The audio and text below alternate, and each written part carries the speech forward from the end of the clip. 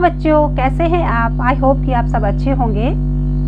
आज मैं आपको इट और देयर का यूज करना सिखाऊंगी कि इट और देयर का यूज जो है वो कैसे और कहाँ किया जाता है। और इसके साथ मैं आपको लास्ट में, वीडियो के लास्ट में एक लाइफ टिप दूंगी जो आपके लिए, लाइफ के लिए बहुत इंपॉर्टेंट होगा। तो फिर चलिए शुरू करते हैं। Welcome to Dhamaal study government exam. चलिए शुरू करते हैं। अब आज मैं आपको यूज करना बताऊंगी द यूज ऑफ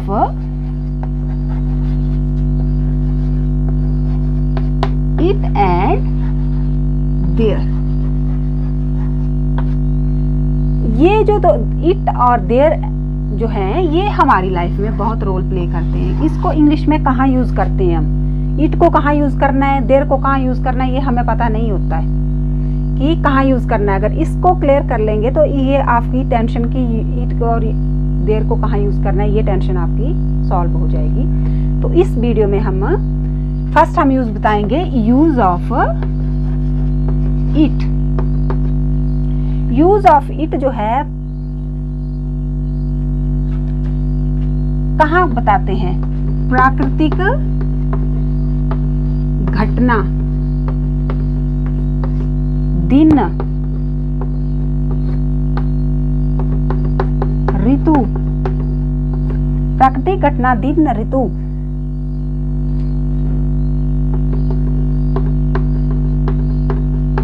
मौसम। मौसम के साथ साथ इट का जो प्रयोग होता है इसके साथ तो होता ही है, इसके साथ तो होता ही है इट का प्रयोग। प्राकृतिक घटना, प्राकृतिक घटना क्या है? जो नेचर हो रही है, बारिश हो रही है, बूंदाबांदी हो रही है, ड्रिजलिंग हो रही है। फिर ऋतु होती है the autumn. It is autumn, कोई ऋतु है। बारिश हो रही है, डे है, टुडे। It is Sunday. तो डे जो कुछ भी यूज ऑफ इट का प्राकृतिक घटना दिन के लिए यूज हो रहा है, इट इज संडे। तो ये जो है, फिर इसके साथ इट का जो यूज होता है वो एक और चीज करने के लिए होता है। इट का यूज जो है एम्फेसिस।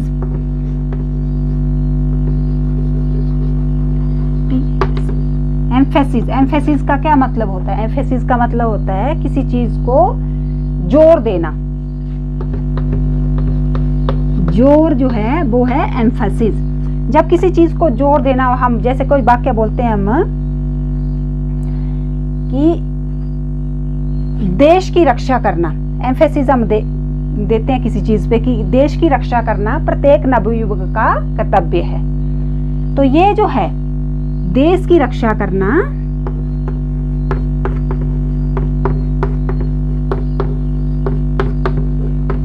देश की रक्षा करना प्रत्येक नवयुवक का कर्तव्य है।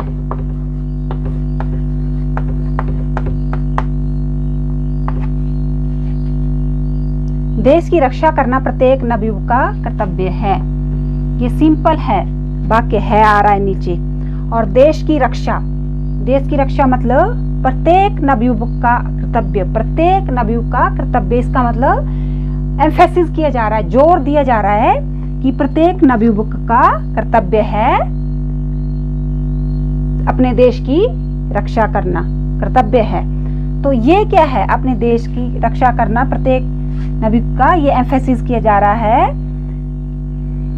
अब इसको इंग्लिश में बनाएंगे हम। देश की रक्षा करना प्रत्येक नवयुवक का कर्तव्य है। It is the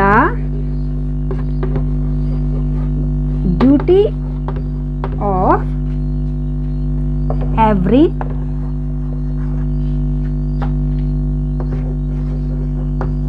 youth to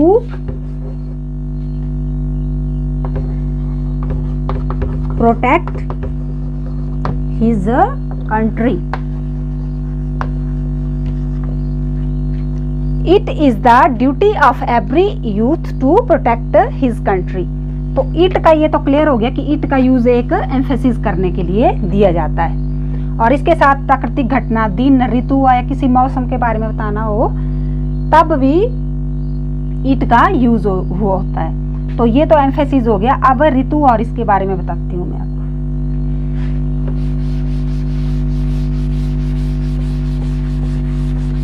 ये सारे use of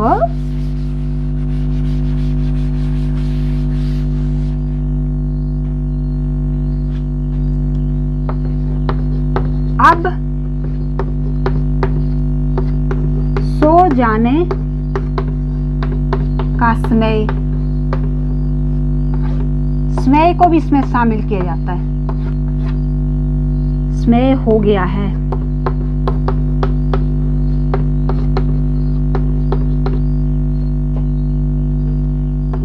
it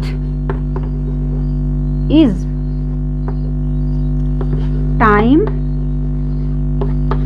to go to bed, क्योंकि समय बताया है बीच में, समय को भी इंक्लूड किया जाता है। जो मैंने पीछे बताया कि प्राकृतिक घटना, ऋतु, दिन, समय, तो समय को भी इंक्लूड होता है, समय भी उसमें डाला जाता है। अब सो जाने का समय हो गया है, it is time to go to bed. Time हो गया है, टाइम मतलब हिंदी में समय है और इंग्लिश में टाइम है। फिर इसी के साथ साथ जो प्राकृतिक ये होती है घटना, प्राकृतिक घटना क्या होती है? बारिश हो रही है, बूंदाबांदी हो रही है, तो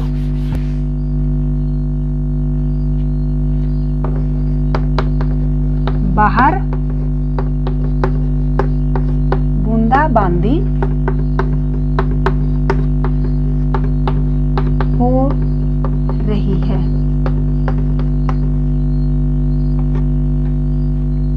बाहर बूंदाबांदी हो रही है। बूंदाबांदी क्या मतलब? बारिश हो रही है लेकिन तेज बारिश नहीं हो रही है, बूंदाबांदी हो रही है, हल्की हल्की बारिश हो रही है, वो बूंदाबांदी है। तो बाहर प्राकृतिक ये है, ये घटना है, प्राकृतिक घटना है। बारिश, धूप जो है वो प्राकृतिक घटना है सारी। बाहर बूंदाबांदी हो रही है। इट इज ड्रिजलिंग,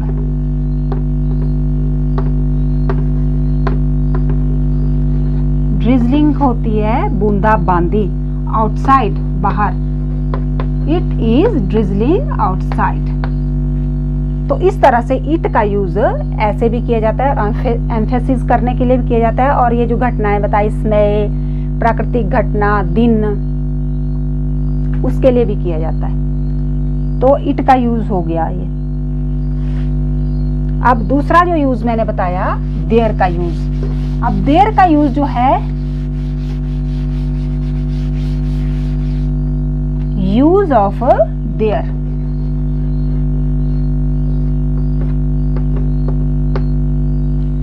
देयर का यूज जो है कहां कहां किया जाता है? देयर का यूज जो है, देयर का मतलब क्या होता है? ऐसे जनरली जो देयर का मतलब होता है वो क्या होता है? वहां। देयर का मतलब होता है वहां। लेकिन देयर के साथ जो दूसरा यूज होता है देयर का, वाक्य शुरू करने के लिए भी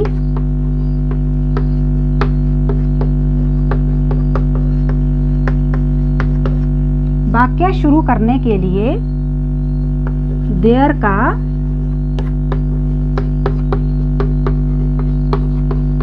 प्रयोग होता है। अगर हमने कोई वाक्य शुरू करना है तब भी कोई इसका देयर का यूज होता है। अगर हमने कोई वाक्य, एक सेंस बनानी है,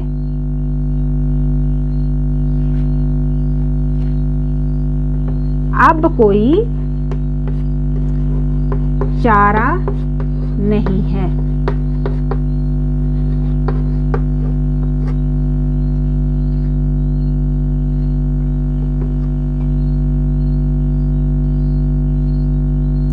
अब चारा नहीं है। देयर इज वाक्य शुरू करने के लिए यूज किया जा रहा है देयर का। अब कोई चारा नहीं है, अब कोई चारा नहीं है, मतलब कि जब हमारे पास, इसका मतलब है कि हमारे पास अब कोई ऑप्शन नहीं बचा, अब कोई चारा नहीं है, अब हमारे पास कोई ऑप्शन नहीं बचा।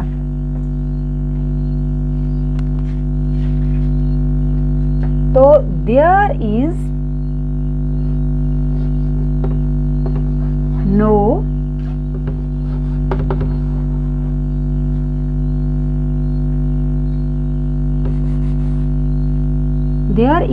alternative now,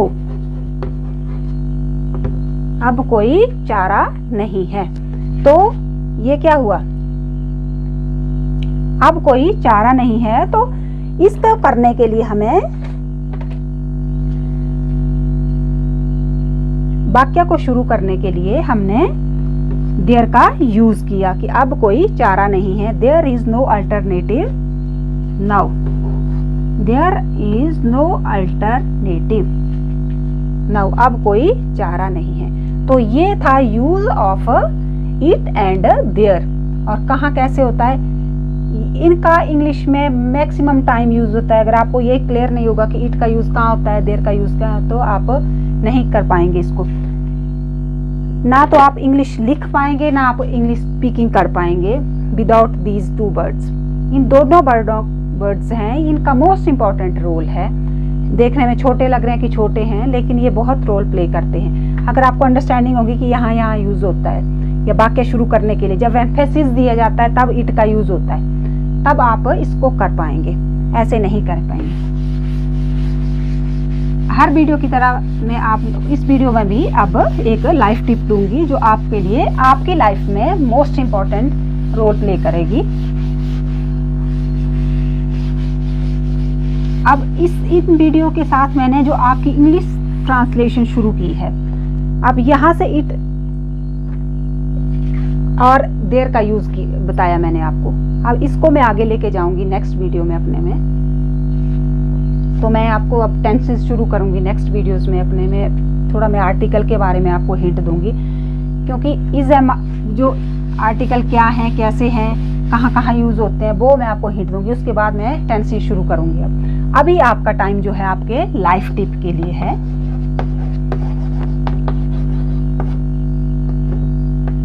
अब आपने सुना होगा कॉन्फिडेंस।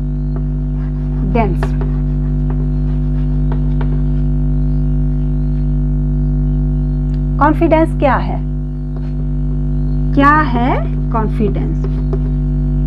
बोलते हैं कि इसमें मुझे कॉन्फिडेंस है। कॉन्फिडेंस क्या है? What do you mean by confidence? Confidence से आपका क्या मतलब है? स्पेशली बच्चों के लिए कॉन्फिडेंस से आपका क्या मतलब है? इवन बड़ों को क्लियर नहीं होता कॉन्फिडेंस से क्या मतलब है। कॉन्फिडेंस का मतलब होता है मैं इस काम को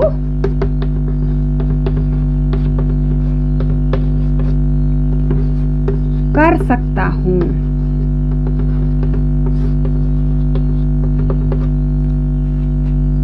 मैं इस काम को कर सकता हूं, वो है आपका कॉन्फिडेंस। अगर कोई काम आपको दिया जाता है, सपोज कोई आपको बोलता है कि स्विमिंग, तेरे को स्विमिंग आती है, तो आप क्या बोलेंगे कि हाँ आती है। तो ये बताएगा आपके कॉन्फिडेंस को, हाँ मुझे आती है, मैं कर सकता हूँ, स्विम कर सकता हूँ। ये कॉन्फिडेंस है कि मैं स्विम कर सकता हूँ, मैं काम को कर सकता हूँ, जो स्विमिंग है उसके काम को कर सकता हूँ। ये आपका होगा कॉन्फिडेंस। लेकिन अगर कॉन्फिडेंस के साथ साथ अगर आप में ओवर कॉन्फिडेंस आता है, अब ओवर कॉन्फिडेंस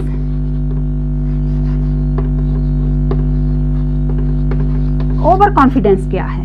ओवर कॉन्फिडेंस है, आपको पूछा गया कि आप स्विम कर सकते हो, हाँ मैं कर सकता हूँ, मुझे आता नहीं है लेकिन मैं सीख के कर सकता हूँ स्विम। ये है आपका कॉन्फिडेंस। लेकिन ओवर कॉन्फिडेंस क्या हुआ? हाँ किसी ने बोला कि आपको स्विमिंग आता है, हाँ आता है, तो तैर सकते हो, हाँ मैं तैर सकता हूँ, तो तैर सकता हूँ एकदम से, तो वो बोलेंगे कि तैर के दिखा फिर।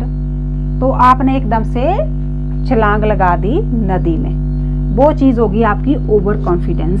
और ये ओवर कॉन्फिडेंस, अगर आपको तैरना नहीं आता है और आपने बिना सोचे समझे ओवर कॉन्फिडेंस में नदी में छलांग लगा दी तो आप नहीं तैर पाएंगे और आप डूब जाएंगे। तो इसी तरह से जो ओवर कॉन्फिडेंस है वो डुबोता है। तो ओवर कॉन्फिडेंस नहीं रखना है, कॉन्फिडेंस रखना है। और कॉन्फिडेंस के साथ जो है सेल्फ एस्टीम, कॉन्फिडेंस के साथ आती है सेल्फ एस्टीम।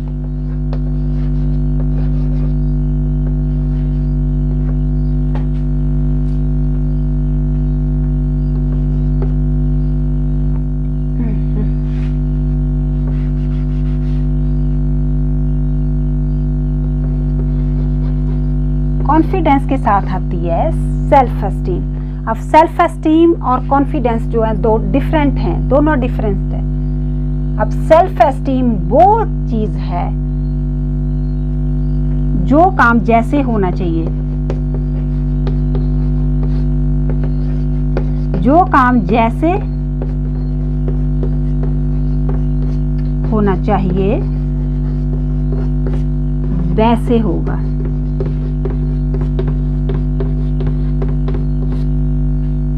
सपोज करो सेल्फ एस्टीम और कॉन्फिडेंस रिलेटेड भी है और दोनों डिफरेंट थिंग्स भी हैं। सेल्फ एस्टीम क्या है? सेल्फ एस्टीम है, सपोज करो कोई प्लेयर है, वो अपना खेल खेलता है लेकिन वो हारे उस खेल में या जीते, वो अपने उसके रूल जो हैं खेल के उनके साथ बिल्कुल छेड़छाड़ नहीं करेगा, मतलब चीटिंग नहीं करेगा उन रूल्स के साथ। और जिस भी खिलाड़ी की जितनी ऊंची सेल्फ एस्टीम होगी वो जो उसके रूल्स होंगे खेल के उनको फॉलो करेगा, उन रूल्स के बाहर नहीं जाएगा, मतलब चीटिंग नहीं करेगा, चाहे वो हारे वो जीते, वो होगी उसकी सेल्फ एस्टीम। मतलब जो रूल्स बनाए हैं उन रूल्स के बाहर नहीं जाना है कि इस खेल के ये नियम है, इसके बाहर कोई जाता है तो वो उसको गलत माना जाएगा।